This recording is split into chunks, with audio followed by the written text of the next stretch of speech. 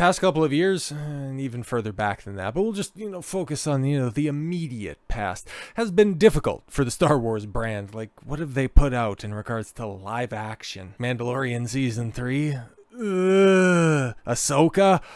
Oh, still waking up from that coma. And then, of course, the Acolyte. Oh my god. But in the future, hey, in the next few weeks, Skeleton Crew's coming out in case you need to go back to sleep after you just, wake up for a little bit after Thanksgiving.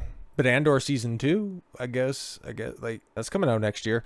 Doesn't really necessarily have a release date, but it's coming out, right? But then after that, the Mandalorian and Grogu's come back to the theaters 2026, but for the rest of the year, like, maybe Ahsoka Season 2, and according to Ewan McGregor, potentially Obi-Wan Kenobi Season 2.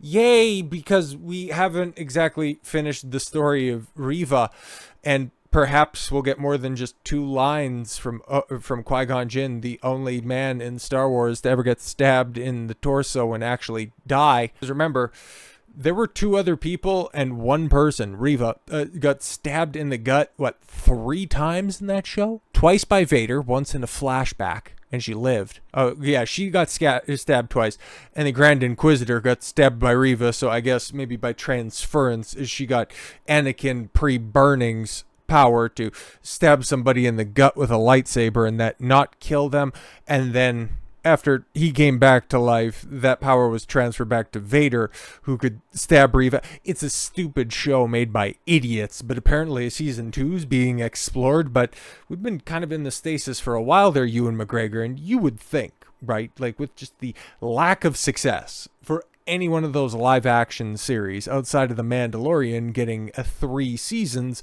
and a movie, the most successful, I think even more than Season 3 of The Mandalorian, but the highest rated of the bunch, the tallest midget in the live action Star Wars shows, was in fact Obi-Wan, by a wide margin, by the way, and it couldn't get a Season 2.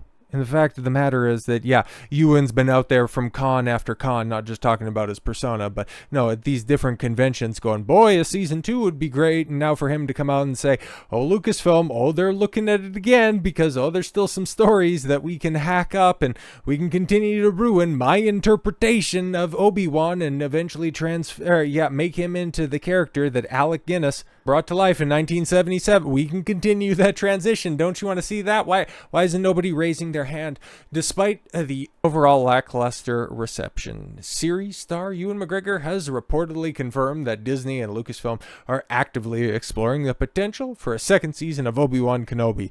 Yeah, exactly. It's kind of like how, Rian Johnson's trilogy, Taika Waititi's film, the Dan and Dave the movie, Kevin Feige's movie, Patty Jenkins' Rogue Squadron film. Those are all still in development. On the Rey movie, definitely bank on that one coming out 1000%.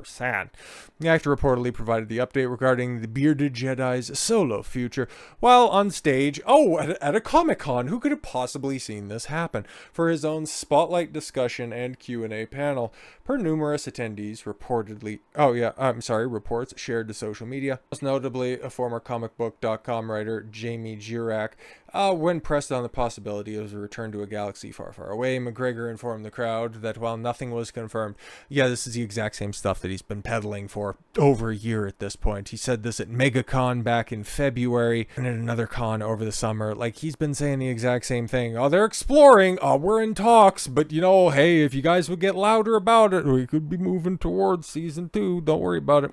Further, the Birds of Prey, oh my god, star. He was in that? Oh, Lord have mercy. Also reportedly expressed his hope that should he ever reprise the role of Obi-Wan, the story will allow for both him to wear the Jedi signature Clone Wars armor and once again act alongside, his friend and former co-star Anakin Skywalker, Hayden Christensen.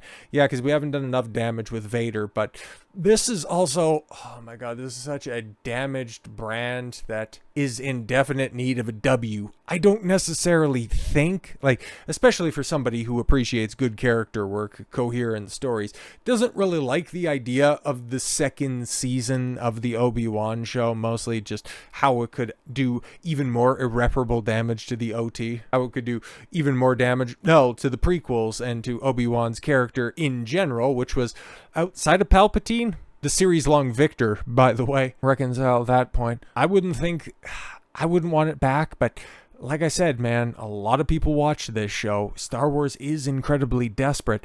They need to get some sort of an easy ratings win, because from their Marvel output to their recent Star Wars output, nobody's watching their crap. And yeah, having Vader come back, having the Emperor come back, having Obi-Wan, having Qui-Gon Jinn come back. Ooh, look at all these keys. Ooh, look at all this jangling that's happening. That's an easy W. It's an easy ratings W. And yeah, if we're living in an alternate dimension where we could just go ahead and forget all of the tripe from season 1, there could be some fun stories. There could be some heartfelt, incredible stories that could be told about Obi-Wan reconciling with how he led Anakin down the path to become Darth Vader, learning from Qui-Gon Jinn. Like, there's some stuff that you could do, and then to see sort of master-apprentice relationship played out on the dark side with Vader and Palpatine, that could be really great too. But of course, this is all in a vacuum, and this isn't also likely to happen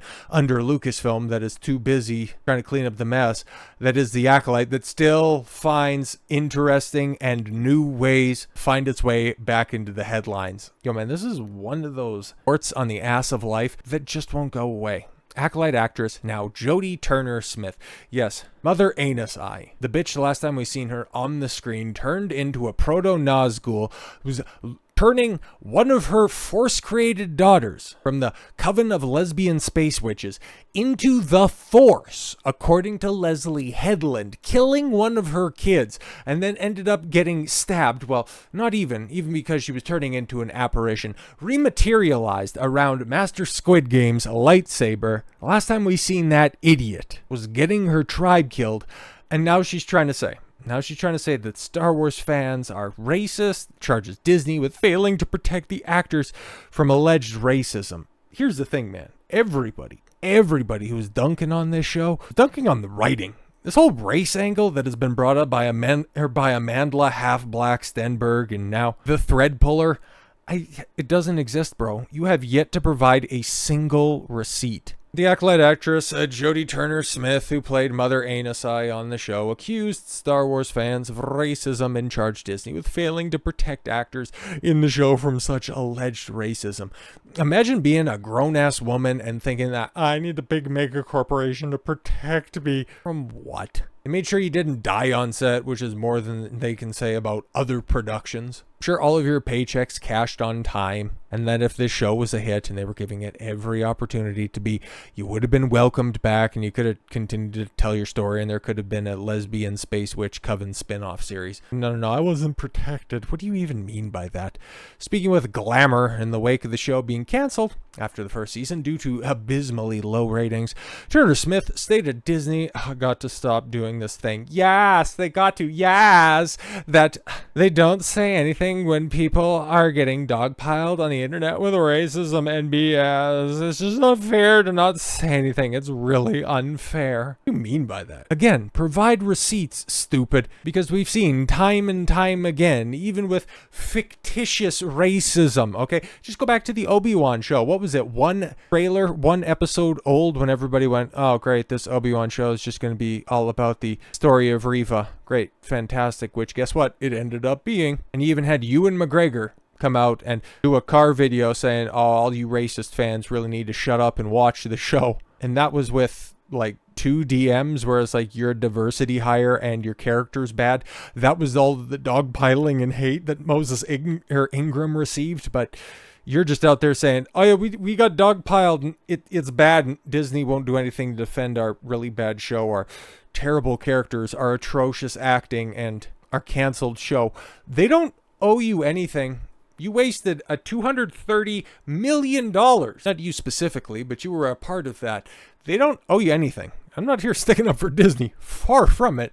I'm just saying, you got a warped perception of reality, and this is why you don't deal with leftists, not even once. Turner-Smith continued, "It would just be nice if the people that have all the money were showing their support and putting their feet down. Say this is unacceptable. You're not a fan if you do this." Yeah, they've already done that with their entire fan base. Hell, they preempted your shitty series by saying that, oh yeah, no, the just racist fans that are out there. And then they went, all right, cool. You don't want our eyeballs? We're just going to go ahead and peace out. And guess what happened? Nobody watched your stupid show because they had already poisoned the wells. Leslie Headland, Kathleen Kennedy, eventually Amandla Stenberg, star of the show with her stupid diss track, sans any evidence that anybody was getting attacked. All of the fans were already shown the door, and you were left with the freaks. And guess what? 6 people cannot float a show. Big shocker. Yeah, you're not a fan if you do this. Make a really big statement and just see if any money leaves. Well, by your logic, I mean, you think everybody else is racist out there. They didn't watch the show, ergo. I bet you it won't, because people of color, and especially black people, make up a very large percentage of buying power. 13% of the population. Yeah, it makes up a large percentage. Not of buying power, but of something else. They might find that it's actually more lucrative for them, but everyone's using woke like it's a dirty word. Oh, you're an idiot. Oh, this makes it so much easier to understand. Woke is a dirty word. Yeah, exactly. We already know. We don't need to go ahead and appeal to the Bible on this, okay? Yeah. We can just simply go to the words of Lucasfilm. Disney and Lucasfilm made public statements, as Turner-Smith suggests, and her thesis was proven false back in 2022 following the premiere of the Obi-Wan Kenobi series on Disney+. The company posted on X, "We are proud to welcome Moses Ingram to the Star Wars family and excited for Reva's story to unfold in the Obi-Wan Kenobi show. If anyone intends to make her feel in any way unwelcome, we have only one thing to say. We resist." And here's the thing, Reva, she was so bad, and her performance was so awful, and it has nothing to do with her being black, her being a woman. Just a trash character all the way around, bro. The subsequent post that added, "There are 20 million sentient species in the Star Wars galaxy. Don't choose to be a racist." And yeah, they can go ahead and attack the fans back at the end of May in 2022. They would be fine. They would be rewarded with one of the highest viewed shows on their platform, and it was so successful. In fact, they have yet to greenlight a second season. Just kind of letting you know that Lucasfilm, not exactly in a good way. And if they could go ahead and justify a second season of a wildly popular show in their own words, they'd find that out. But guess what? Focusing on all of these fringe ideologues doesn't really pay the bills, doesn't really result in success. But hey, continue to do it, because we could all use a good laugh. So with all that said, thank you all very much for the gift of your time. I've been Don Consuelo. I want you to follow your gut and get after it. Take care, everyone.